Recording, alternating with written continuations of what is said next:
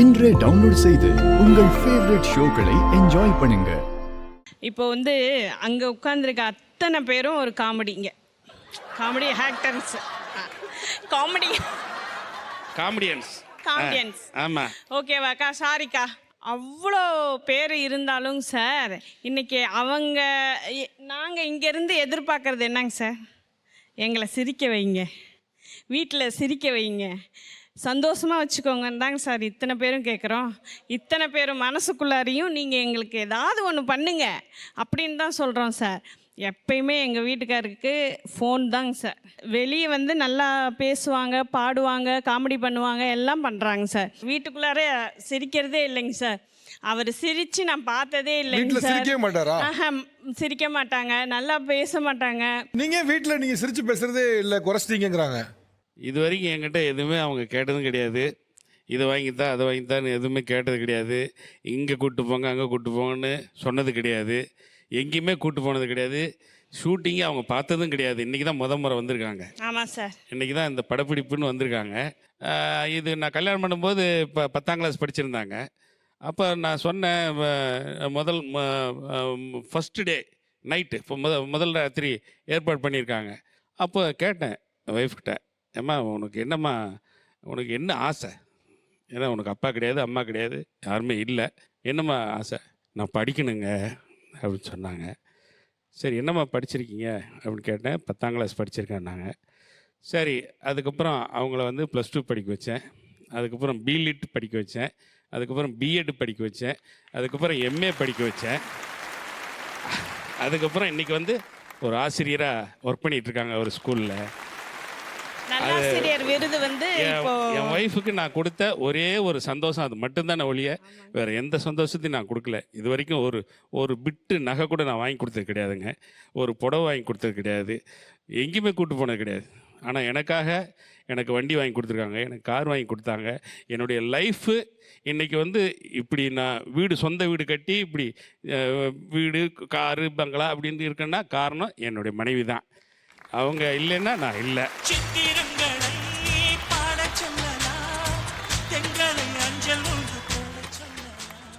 ஆமாம், நான் இது வரைக்கும் ஒரு பொட்டு நகை கூட நான் வாங்கி கொடுத்ததில்லை என் மனைவிக்கு.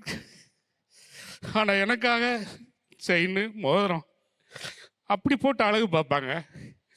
அப்படி எனக்கு அம்மா கிடையாது, அப்பா கிடையாது. ஆனால் என் புருஷன் நல்லா இருக்கணும், ரோட்டில் போகும்போது நல்லா இருக்கணும். என் புருஷன் ரோட்டில் போகும்போது 4 பேர் மதிக்கணும். ஏப்பா நீ பழைய கார் வச்சுருக்க, 15 வருஷமா ஏன் இந்த கார் வச்சுருக்க? காரமாத்து தெய்வமா நீ தெய்வம். அவங்க உங்களுக்கு எவ்வளவு செஞ்சிருக்கலானே, ஆனா நீங்க அவங்களுக்கு கொடுத்தது என்னைக்குமே யாருமே அவங்க கிட்ட இருந்து பறிக்க முடியாத ஒரு விஷயத்த அவங்களுக்கு நீங்க கொடுத்துருக்கீங்க. படிப்புங்கிறது யாராலையும் சாமானியமா கொடுத்துட முடியாது. அவங்க கிட்ட இருந்து என்னைக்குமே அவங்களோட கடைசி காலம் வரைக்கும் அவங்க கிட்ட இருந்து அதை பறிக்க முடியாத ஒரு விஷயம் அது படிப்பு. அதை நீங்க கொடுத்துருக்கீங்க. அவங்க இது வரைக்கும் உங்களுக்கு கொடுத்த எல்லா செல்வமும் அழியக்கூடியது, ஆனா நீங்க அவங்களுக்கு கொடுத்துருக்கிறது என்னைக்குமே அழியாது. சரிண்ணா, நிறைய கஷ்டங்கள், இன்ப துன்பங்கள் நிறைய கடந்துருச்சு. இப்போ உங்க மனைவி எய்த்தால இருக்காங்க. ஆமாம், ஆசையா ஒரு ஐ லவ் யூ சொல்லுங்க பார்ப்போம். இல்லை ரூத்து, ஐ லவ் யூ.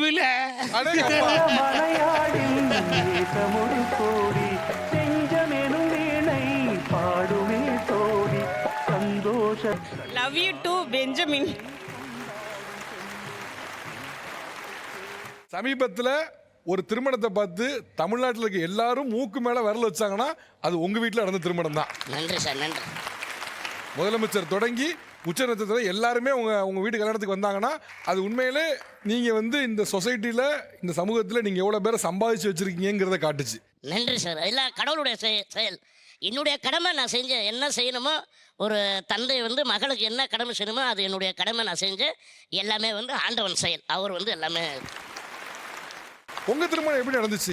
உங்க திருமணம் லவ் மேரேஜா, அரேஞ்ச் மேரேஜா? எப்படி? அரேஞ்ச் மேரேஜ் தான் சார். நாங்க கல்யாணம் பண்ணி லவ் பண்றோம் சார். ஓகே. உங்களுக்கு கிங் காங் அண்ணனா எவ்வளவு பிடிக்கும்? கணவர்னா எவ்வளவு பிடிக்கும்? அது எவ்வளவுன்னு சொல்ல முடியாது, அளவில்லாத அன்பு சார். கடல் அளவு அன்பு. கடல் அளவுக்கு அதானே. எல்லாருமே கிண்டலாவும் கேட்பாங்க, நிஜமாவும் கேட்பாங்க. உனக்கு கல்யாணம் எப்போ பண்ணிக்கிற அப்படின்னு சொல்லிட்டு எல்லாமே கேட்பாங்க. அப்புறம் நான் ஃபஸ்ட்டில் வந்து என்ன பண்ணேன், எனக்கு கல்யாணம்லாம் இந்த உயரத்துக்கு யார் வந்து பொண்ணு கொடுப்பாங்க, என்னை முதல்ல வந்து என்னை விரும்பி கல்யாணம் பண்ணுவாங்களா அப்படின்னு சொல்லிட்டு எனக்குள்ளே நான் அழுதுருக்கிறேன். ஆனால் எல்லாருமே வந்து அப்படி தான் கேட்டு இது பண்ணிகிட்டு இருக்காங்க. ஆனால் எங்கள் அம்மா வந்து நம்பிக்கையோட சரி பையனுக்கு பொண்ணு பார்த்து கல்யாணம் பண்ணி வைக்கலாம். ஆனால் எங்கள் அப்பா வந்து ஒத்துக்கலை. அது வந்து எங்கள் அப்பா வந்து இவனுக்கெல்லாம் இதுக்கு கல்யாணம் ஏன் அதெல்லாம் வேண்டாம் அப்படின்ற மாதிரி எங்கள் அப்பா தான் சொன்னார். ஆனால் எங்கள் அம்மா தான் இல்லை, அவளுக்குன்னு கடவுள் ஏதாவது படைச்சிருப்பான் அப்படின்னு சொல்லிட்டு அதுக்கப்புறம் தான் வந்து எங்கள் அப்பாவுடைய தங்கச்சி பொண்ணு, சொந்த அத்தை பொண்ணு போய் பொண்ணு பார்க்கலான்னு போய் கேட்கலான்னு சொல்லிட்டு எங்கள் அப்பாவும் எங்கள் அம்மாவும் போய் பொண்ணு கேட்டாங்க. அவங்கள ஃபஸ்ட்டு சரி ஓகே நாங்கள் கொடுக்குறோம் அப்படின்னாங்க. போயிட்டு எல்லாம் கன்ஃபார்ம் நானும் போய் பார்த்து வந்துட்டேன்.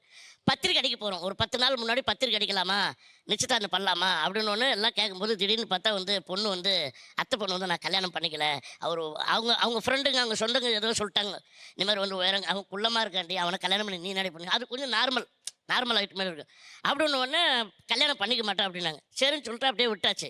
அதுக்கப்புறம் அப்புறம் என்னுடைய இனிய நம்பர் அது இருக்கார் பாருங்க பிரபாகர், அவர் வந்து ஃபேமிலி ஆனால் நீங்க சொல்லுங்க. ஆனால் இப்போ திடீர்னு இப்போ கல்யாணம் வரைக்கும் வந்து பத்திரிக்கை வரைக்கும் அடிச்சுட்டு கேன்சல் பண்ணுங்கிறது உங்களுக்கு ரொம்ப ஷாக்காக இருந்திருக்குங்களா? இப்போ இது வரைக்கும் பக்கத்து வரைக்கும் வந்துட்டு போயிடுது. அதை வந்துட்டு ரொம்ப அப்போ நான் என்ன பண்ணிட்டேன், இது வேண்டாம் கல்யாணமே வேண்டாம், நானும் முதல்ல சொன்னல கல்யாணம் வேண்டாம் அப்படின்னு.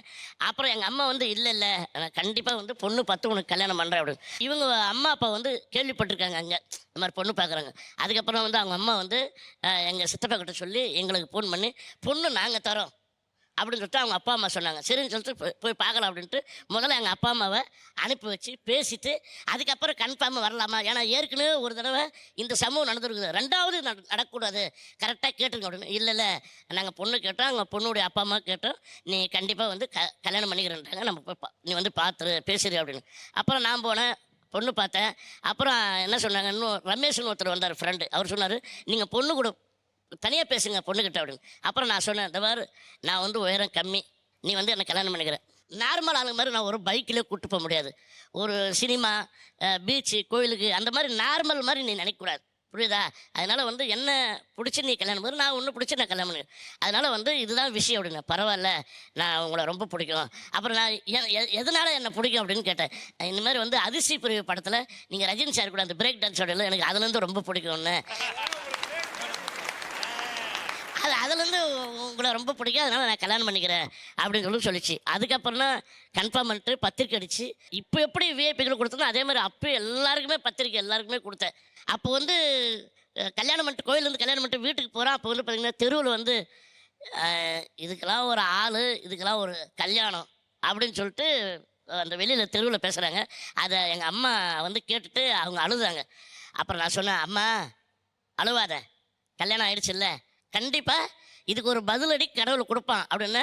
நான் என்ன பண்ணேன், அதே மாதிரி எல்லார் வாயிலும் அடைக்கிற மாதிரி என்ன பண்ணிட்டாரு, எனக்கு ஒரு மகள் பிறந்தது, கல்யாணம் ஆகி என் மகள் பிறந்தது. இதுதான் மற்றவங்களுக்கு வந்து ஒரு அவங்க எவ்வளோ கேவலமாக பேசுகிறாங்களோ அதுக்கு பதிலடி வந்து முருகன் வந்து குழந்தை. ஏன்னா கல்யாணம் பண்ணி குழந்தை எங்கே ஹைட்டாக இருக்கேன் கம்மியாக இருக்கிறான், இவனுக்கெல்லாம் எங்கே குழந்தை பிறகுது, இதுக்கெல்லாம் ஒரு கல்யாணம் அப்படின்னு சொன்னவங்களுக்குலாம் பதிலடி கொடுத்தாரு.